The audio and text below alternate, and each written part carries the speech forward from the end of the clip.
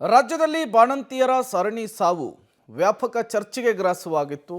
ಜೊತೆಗೆ ಬಹಳ ಸದ್ದು ಮತ್ತು ಸುದ್ದಿ ಕೂಡ ಮಾಡಿತ್ತು. ಈಗ ಮತ್ತೆ ಬಳ್ಳಾರಿಯ ಬಿಮ್ಸ್ ಆಸ್ಪತ್ರೆಯಲ್ಲಿ ಬಾಣಂತಿ ಸಾವನ್ನಪ್ಪಿದ್ದಾರೆ ಅನ್ನುವಂತಹ ವಿಚಾರ ಗೊತ್ತಾಗ್ತಾ ಇದೆ.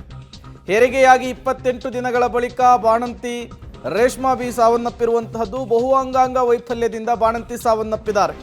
ಸಿರುಗುಪ್ಪ ತಾಲೂಕಿನ ತೆಕ್ಕಲಕೋಟೆಯ ರೇಷ್ಮಾ ಬಿ ಜನವರಿ 6ರಂದು ಸಿಸೇರಿಯನ್ ಮೂಲಕ ಅವರಿಗೆ ಡೆಲಿವರಿ ಆಗಿರುತ್ತೆ, ಹೆರಿಗೆ ಆಗಿರುತ್ತೆ.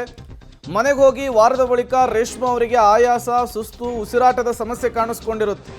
ಸತತ 21 ದಿನಗಳಿಂದ ಚಿಕಿತ್ಸೆಯನ್ನು ವೈದ್ಯರ ಬಳಿ ಪಡೆದುಕೊಂಡಿದ್ರಂತೆ. ಈಗ ಸಡನ್ನಾಗಿ ಸಾವನ್ನಪ್ಪಿರುವಂತಹದ್ದು ವೈದ್ಯರ ನಿರ್ಲಕ್ಷ್ಯ ಅಂಥೇಳಿ ರೇಷ್ಮಾ ಬಿ ಕುಟುಂಬಸ್ಥರು ಆಸ್ಪತ್ರೆಯ ವಿರುದ್ಧ, ವೈದ್ಯರ ವಿರುದ್ಧ ಆಕ್ರೋಶವನ್ನು ಹೊರಹಾಕ್ತಾ ಇದ್ದಾರೆ. ನನ್ನ ಮಗಳು ಎಲ್ಲರಿಗೂ ಒಳ್ಳೆಯಾಗಿ ಒಬ್ಬ ದೇವ್ರನ್ನ ನನ್ನ ಮಗಳಿಗೆ ಪಾಲಿ ಬರ್ಲಿಲ್ಲಮ್ಮ. ನನ್ನ ಮಗಳಿಗೆ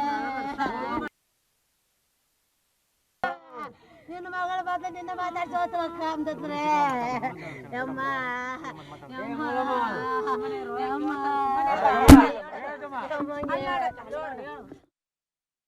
ಮೋಕ ಹಾಸ್ಪಿಟ್ಲಿಗೆ ಅಡ್ಮಿಟ್ ಆಗಕ್ಕೆ ಹೋಗಿದ್ವಿ.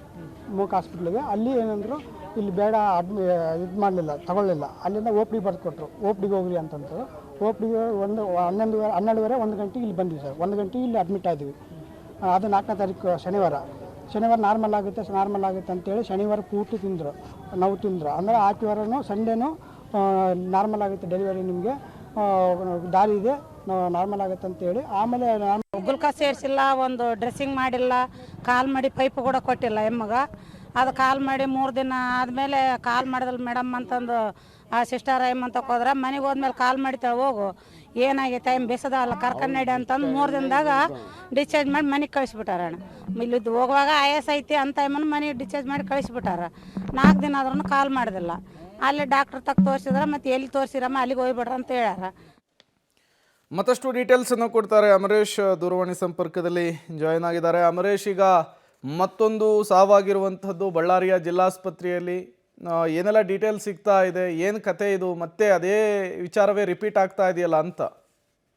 ಪ್ರೇಮ್ ಕುಮಾರ್, ಇವತ್ತಿನ ಘಟನೆ ನಡೆದಿರುವಂತದ್ದು ಬಳ್ಳಾರಿಯ ಬಿಮ್ಸ್ ಆಸ್ಪತ್ರೆಯಲ್ಲಿ. ಅಂದ್ರೆ ಈಗ ಕಳೆದ 1 ತಿಂಗಳ ಹಿಂದೆ ಜಿಲ್ಲಾಸ್ಪತ್ರೆಯಲ್ಲಿ ಬಾಣಂತಿಯರ ಸರಣಿ ಸಾವಾಗಿತ್ತು. ಅದಾದ್ಮೇಲೆ ಇದೀಗ ಬಿಮ್ಸ್ ಆಸ್ಪತ್ರೆಯಲ್ಲಿ ಅಂದ್ರೆ ಭಾನುವಾರ ಓರ್ವ ಬಾಣಂತಿ ಸಾವನ್ನಪ್ಪಿದ್ರು, ಮಹಾದೇವಿ ಅನ್ನುವಂಥವ್ರು. ಅದಾದ್ಮೇಲೆ ಇವತ್ತು ಮತ್ತೆ ಇದೀಗ ಸಿರುಗುಪ್ಪ ತಾಲೂಕಿನ ತೆಕ್ಕಲಕೋಟೆ ಗ್ರಾಮದ ರೇಷ್ಮಾ ಅನ್ನುವಂಥವ್ರು ಸಹಿತ ಇವತ್ತು ಬಿಮ್ಸ್ ಆಸ್ಪತ್ರೆಯಲ್ಲಿ ಸಾವನ್ನಪ್ಪಿದ್ದಾರೆ. ಪ್ರಮುಖವಾಗಿ ಜನವರಿ 4ನೇ ತಾರೀಕಿಗೆ ರೇಷ್ಮಾ ಬಿಮ್ಸ್ ಆಸ್ಪತ್ರೆಗೆ ದಾಖಲಾಗ್ತಾರೆ. ಅದಾದ್ಮೇಲೆ ನಾರ್ಮಲ್ ಹೆರಿಗೆ ಮಾಡ್ಲಿಕ್ಕೆ ವೈದ್ಯರು ಸಾಕಷ್ಟು ಪ್ರಯತ್ನ ಮಾಡ್ತಾರೆ. ಆದ್ರೆ ಆಗದೇ ಇರೋ ಕಾರಣಕ್ಕೋಸ್ಕರ ಜನವರಿ 6ರಂದು ಸಿಸೇರಿಯನ್ ಮೂಲಕ ಅವರ ಹೆರಿಗೆಯನ್ನ ಮಾಡಿಸ್ಕೊಂಡಿರ್ತಾರೆ. ಆದ್ರೆ ಯಾವುದೇ ಸಮಸ್ಯೆ ಇಲ್ಲ ಅನ್ನುವಂತ ಕಾರಣಕ್ಕೋಸ್ಕರ ವೈದ್ಯರು 8ನೇ ತಾರೀಕಿಗೆ ಅವ್ರನ್ನ ಡಿಸ್ಚಾರ್ಜ್ ಮಾಡ್ತಾರೆ. ಇಬ್ಬರು ತಾಯಿ ಮಗು ಸಹಿತ ಆರೋಗ್ಯವಾಗಿರ್ತಾರೆ. ಆದ್ರೆ ಮನೆಗೆ ಹೋಗಿ 1 ವಾರದ ಬಳಿಕ ರೇಷ್ಮೆಗೆ ಆಯಾಸ ಮತ್ತು ಉಸಿರಾಟದ ಸಮಸ್ಯೆ ಆಗುತ್ತೆ. ಅದಾದ್ಮೇಲೆ ಮತ್ತೆ ಜನವರಿ 14ನೇ ತಾರೀಕಿಗೆ ಅವರು ವಾಪಸ್ ಬಿಮ್ಸ್ ಆಸ್ಪತ್ರೆಗೆ ದಾಖಲಾಗ್ತಾರೆ.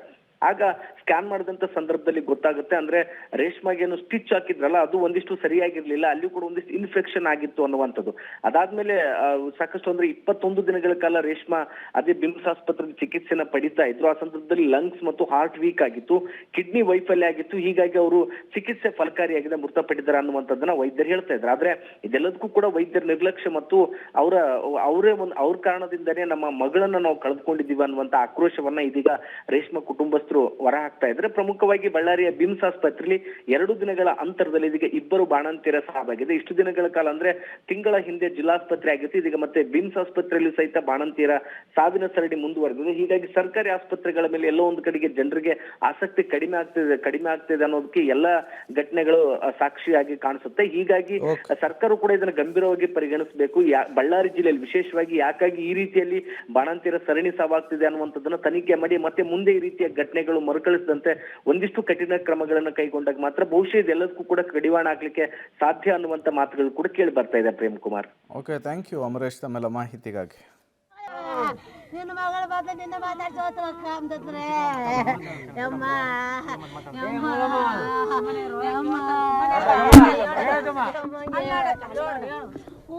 ಏನಂತ ಜವಾಬ್ ಹೇಳಮ್ಮ.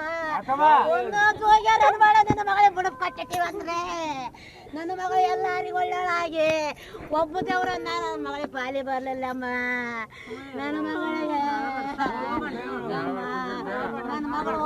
ಒಂದು